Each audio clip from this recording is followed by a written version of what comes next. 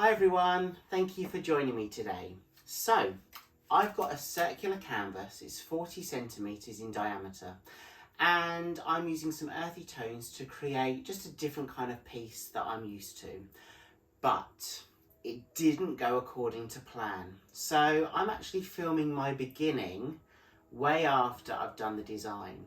And what I wanted to do is I wanted you to stick with me because I started off doing a Dutch pour technique on this and I got stuck and I looked at it and it really didn't go according to my plan or what was in my head.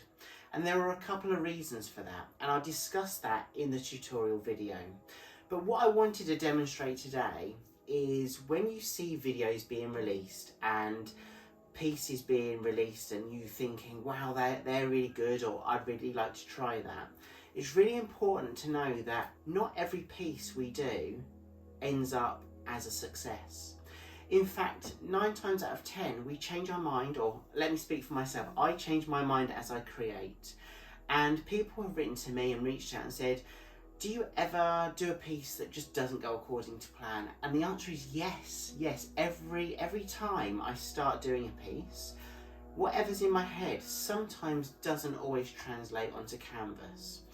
But every kind of failure, and I don't want to call them failures because for me they're lessons that I learn and they're ways that I kind of improve my techniques.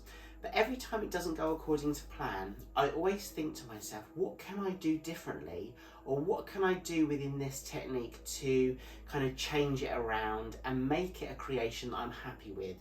So that's what today's video is all about. It's about having that initial idea, so the Dutch pour, and then using other techniques within the fluid art world that you can adapt and create a piece you're happy with. So I want to show you this video from start to finish. I'd love it if you could stick with me so you can see how I go from one idea and kind of transform it into another idea. And then I've got another question for you at the end. But for now, thank you for joining me. Let's see what we can create. Okay, so I've painted my edges with the pale umber colour, just paint and water. I'm going to layer the base, and then I've got 4 different colours, and what I'm going to do is I'm going to do like 2 semicircles, and I want to blow out those semicircles. So let me just layer the base first and then we'll get going.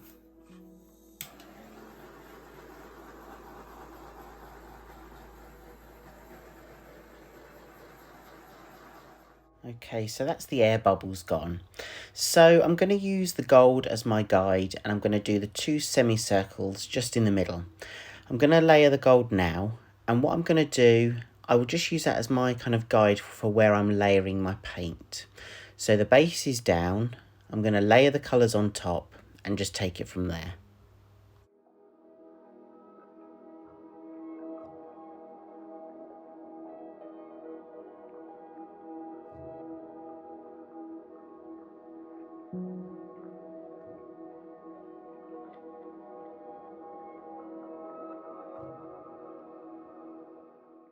That's about where I want it. So I want a stronger gold colour on this creation. So I'm just going to layer a little bit more gold.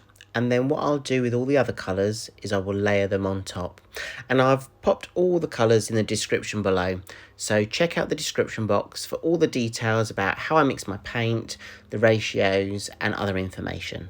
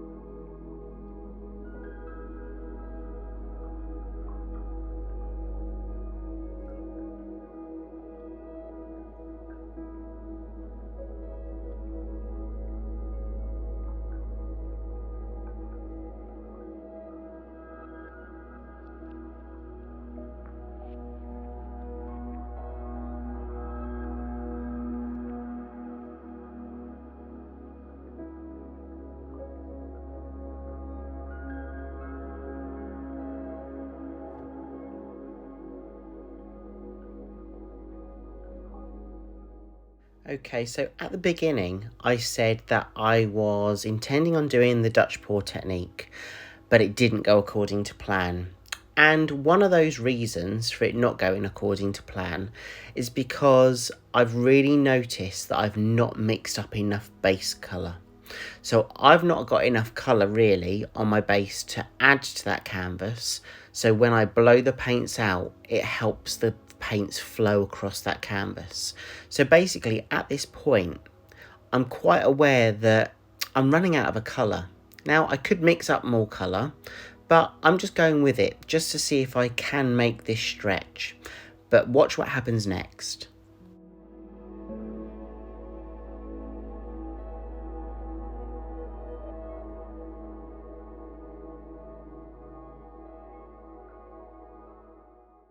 I can see as I'm blowing those colours into each other before blowing out the creation, I don't also think I've got enough of the colour down.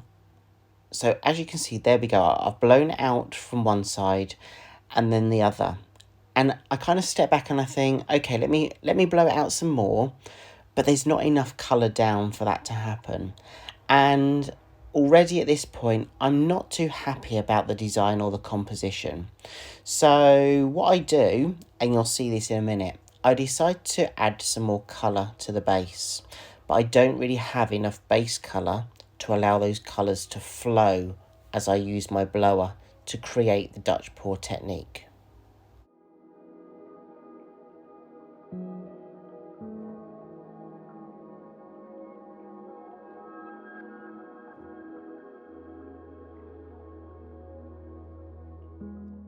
So at this point I say to myself, okay, I do have some more of the colours.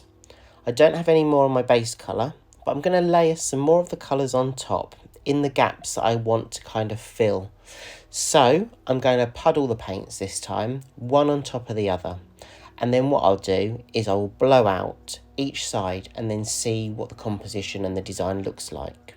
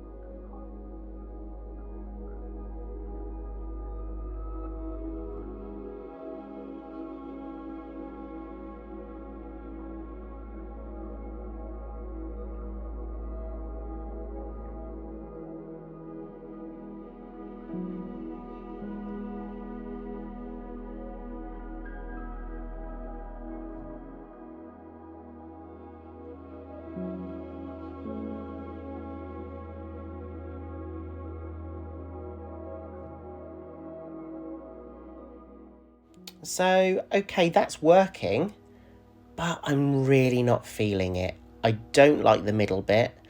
The edges that I'm working on now are okay, but again, it's not really what I had envisaged. So I'm going to maybe take it a step further. I still try. I still try with my blowy dryer to move some of that paint, but knowing from experience that I've gained over the last couple of years, I know that this really isn't going to work out the way that I thought it was going to work out. So I kind of step back and I think about what else we can do. So I blow up a balloon and I think to myself, let's do some balloon dips and let's move some of that paint across the canvas. So I do have some more of my colour. I don't have enough base colour to do a Dutch pour, but there's enough base colour already down to do balloon dips and to create kind of a mottled effect with those colours on top. Now, as I'm doing that, I've already thought to myself, I'm going to have to let go this time of the Dutch pour technique. That's really not going to work for this piece. But by using the balloon, I can use the paint that I've already got down and create a completely different effect and design. I can use the balloon just to dip it onto the surface, up, down, to create those kind of dip effects. And I also can use the balloon to move the paint across the canvas using kind of like a swirl technique. You'll see what I mean as I go through. But it's really important to understand and learn that I haven't failed doing this. I've just completely changed my mind as I'm going, and I'm seeing what can work. I've decided not to scrape the canvas because I really do like the colours, and I think to myself, okay, what I set out to do isn't going to be the plan for today. And that happens sometimes, you know, and that's really, really okay. So I'm now at a point with this creation where I'm thinking, let's just go with it. Let's have a little bit of fun. Let's see what we can create. So I'm using the balloon to make those swirls on the base of the canvas and really mixing those colours up.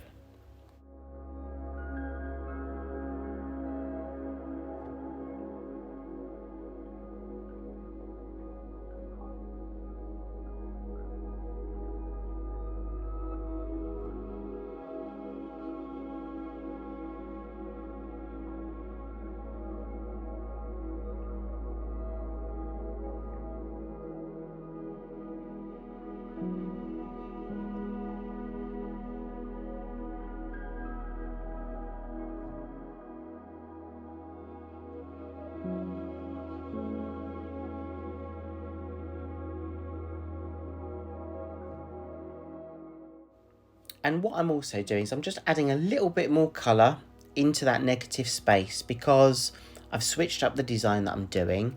I've switched up the composition that I was initially going for. So adding a little bit more colour into that negative space and using the balloon to create those swirls and that different kind of movement and texture is now going to work for the top piece. So I just play around and I kind of create different kind of movements within this circular piece.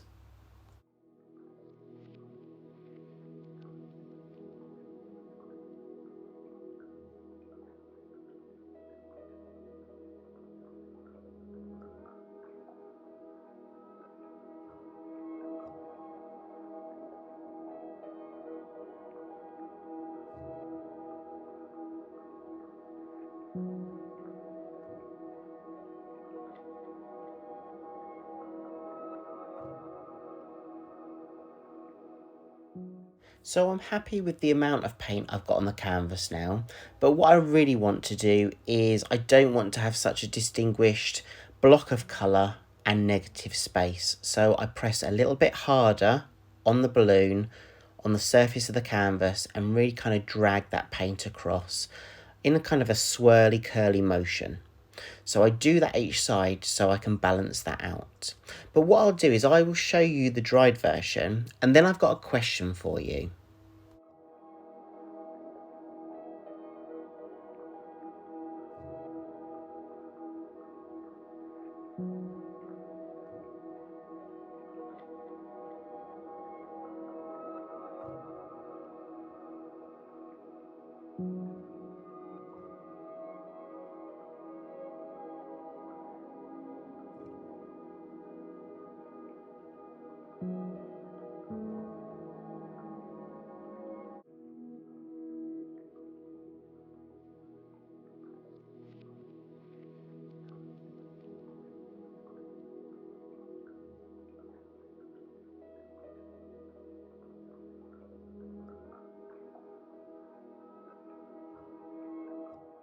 Okay, so I think I'm going to leave it there. I'll take you in for a close-up of the wet version. So I really do like the colours. It wasn't what I had in my mind or what I initially intended, but I've created something. I switched it up. I went from one technique to another, and it's really not a failure. I've learned a lot by this. But let me show you the dried version. And this is the dried version, and I absolutely love it. But the question is this complete? Or do we then do something more with it? Is this a completed creation? So shall I varnish it? Or shall I embellish it? What shall I do with it? I'd love to know what you think. Let me know what you think. I love it as a base, but I don't know, maybe there's more to do on this. Let me know in the comments below. I'd love to hear what you think. And thank you so much for joining me this week. And I really hope you've enjoyed this video, just to show you that what I initially intended didn't work out, but we kind of switched it up, used a different technique, and created something just as beautiful. Thanks so much for your support. Let me know what you think, guys, and I hope to see you again soon. Take care, everyone. Bye.